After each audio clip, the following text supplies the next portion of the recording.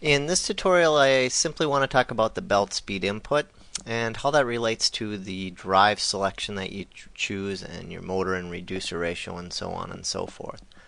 So I'm going to go ahead and open up this same tutorial that we've been working with here. It's this decline incline conveyor.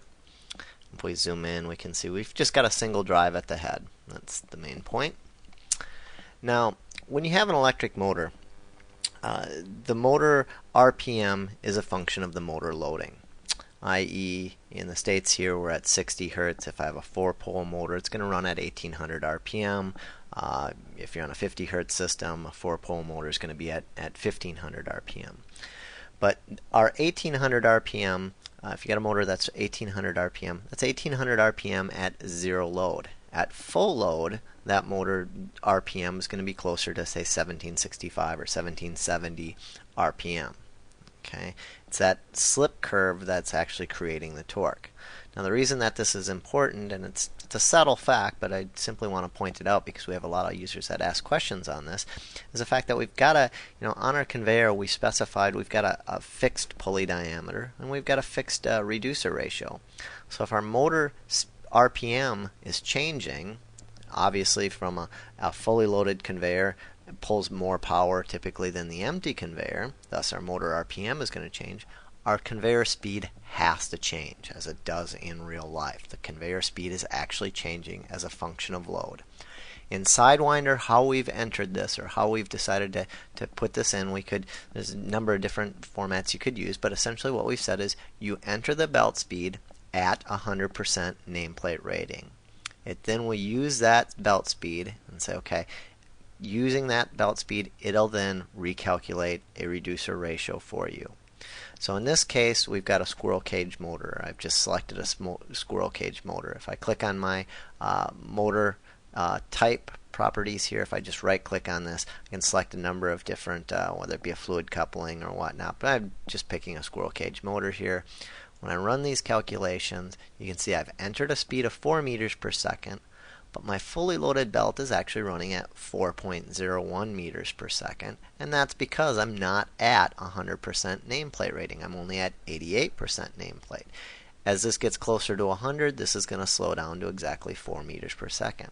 My empty belt condition will even be farther off because I've got only 30% nameplate, and therefore it's actually running at 4.04 meters per second. And if I look at my motor properties here and I just go down to my reducer ratio, you can see that my reducer ratio is 28.59. Now that's the same whether the belt is full or empty. That doesn't change. What is simply changing is my 1800 RPM motor is actually running at 1776 in the fully loaded case and 1792 in the empty case. So since my motor RPM is changing, my belt speed has to change.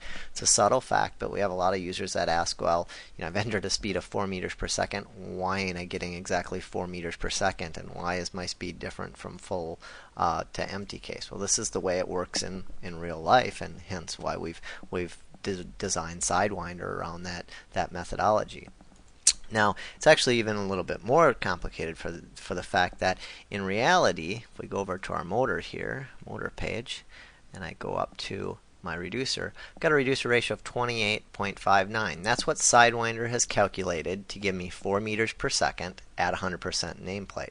However, if we look up our reducer catalog, depending on which reducer manufacturer you go to, you're going to find that you can't just get exactly 28.59. You're going to get some other reducer ratio, and we can actually see that if I go down from manufacturer. I'll just pick Falk from manufacturer and I'll rerun the calculation, and you can see that Sidewinder has already, using a service factor of 1.5, a 3-stage gearbox. It's calculated a frame size of a M1200, and the catalog reducer ratio for the closest gearbox is 29.49. So that's actually the real reducer ratio that I have to use, 29.49. Now obviously if I pick a Flender gearbox and I run that, and I delete my reducer ratio here, you can see that for a Flender picks an M12 frame, and that I could get a reducer ratio of 27.517.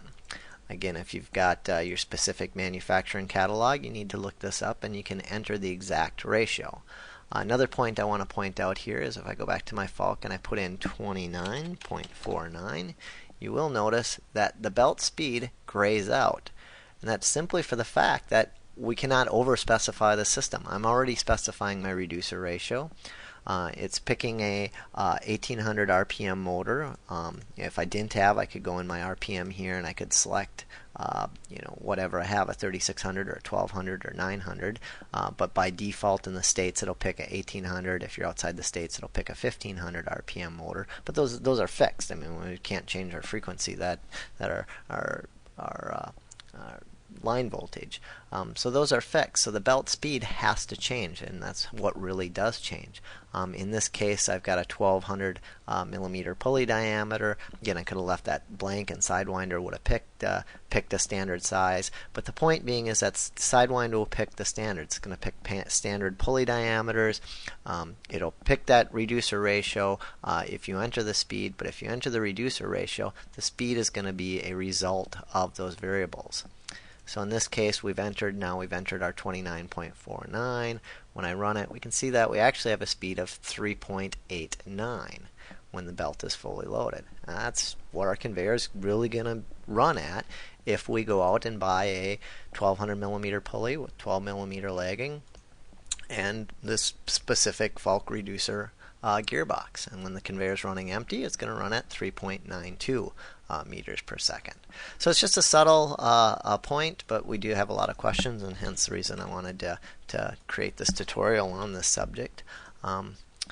The only exception to this rule, this is true for squirrel cage, all your fluid coupling, so on and so forth. If you select a variable frequency drive, which actually is the default if you open a new file and create a new file and you don't specify any type, Sidewinder will just pick a VFD by default. In that case, whatever you enter for a speed, if I enter 4 here, whatever I enter for a speed, it'll use that for all different load cases. Essentially, if we look at the motor RPM, it will keep a fixed motor RPM, 1773, essentially full load torque for us, or that full load RPM. If you've got a variable frequency set up, you can change both the frequency and the voltage. It's a bit more complex than that, but essentially they can set a target speed so your conveyor will actually run at the same speed whether it's empty or fully loaded, but your voltage is changing. Like I say, it's a little more complex than that, but that's how Sidewinder handles the variable frequencies drive system. So that wraps it up. Like I say, it's a very subtle point, but we do get a lot of questions on it, and hopefully this all makes sense to you now.